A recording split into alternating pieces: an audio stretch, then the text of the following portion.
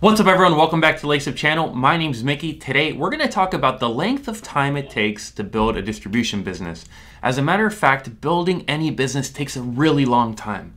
I'm talking decades of time to get it from inception all the way to 10, 20, 50, $100 million.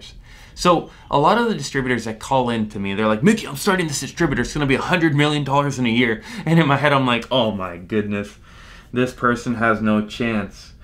Why is it that I know this? First, I know how hard the distribution world is. Second, I know just how slow it moves. And third, I've got the history of having worked with thousands of distributors and knowing the successful ones, how long they've taken. To give you some numbers, I've got some written down here. Velvet Ice Cream, a big ice cream distributor up in Ohio, started in 1914.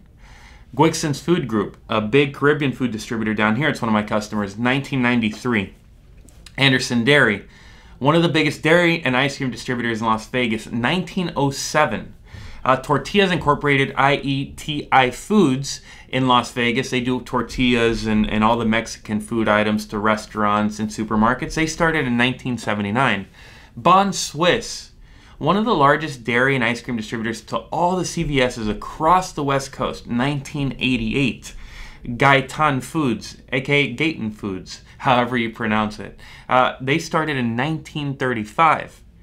The bottom line, the correlation between all these businesses is that they took a really long time. Their rate of growth was small, akin to all of the other distribution businesses that I always talk about. I always talk about how small of a profit margin business it is. I always talk about how long it takes to get something off the ground. I always talk about how long one of these people running on a truck from store to store to store would take to grow the route large enough to be able to sustain a second and a third route. These things take time, and all of these businesses are evident of this. Now, why am I telling you all this? Why is this important to you? It's important to you because you need to curb your expectations. You need to deploy a little bit of patience when it comes to starting and running these businesses, because what do most of us end up doing? Most of us have an idea in our head. Actually, there's a famous Kobe Bryant interview where he's talking about how he would get frustrated every single day because in his head, he had this idea that he had already won the championship that year, and he was 12 months removed from that moment. And he would get frustrated because he wasn't feeling the feeling of winning that championship. Well, that's how most of us business owners are. We see a vision of what we want our lives to be at some point in the future, and we get frustrated today because we're not there, and we deploy no patience. As a result, we make stupid decisions and we spend needless funds on things that we think are going to expedite the growth of our business, when in reality, in some situations, there is no way to expedite besides just putting in the work every single day.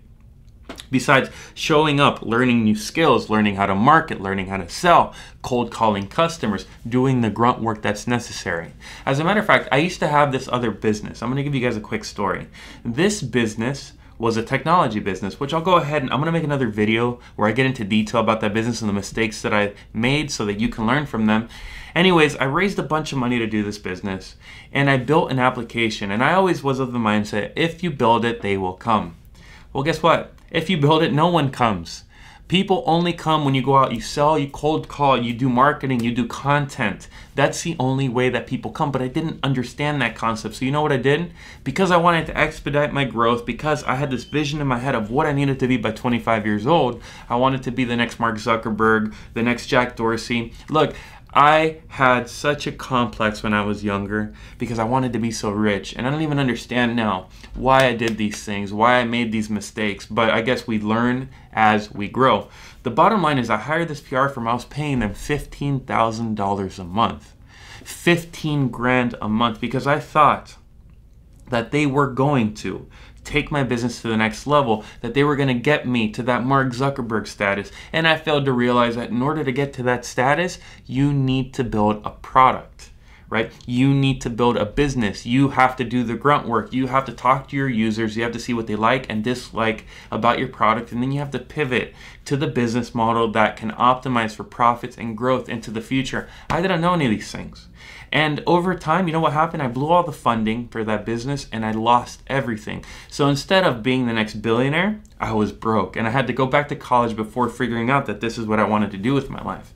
So what I'm trying to tell you guys is success in the distribution game, more so than technology and programming in these businesses, just takes a long time. But let me tell you something, once you get there, you have the most stable success ever. It is the industry that is least disrupted by market and external factors in the world. Guess what?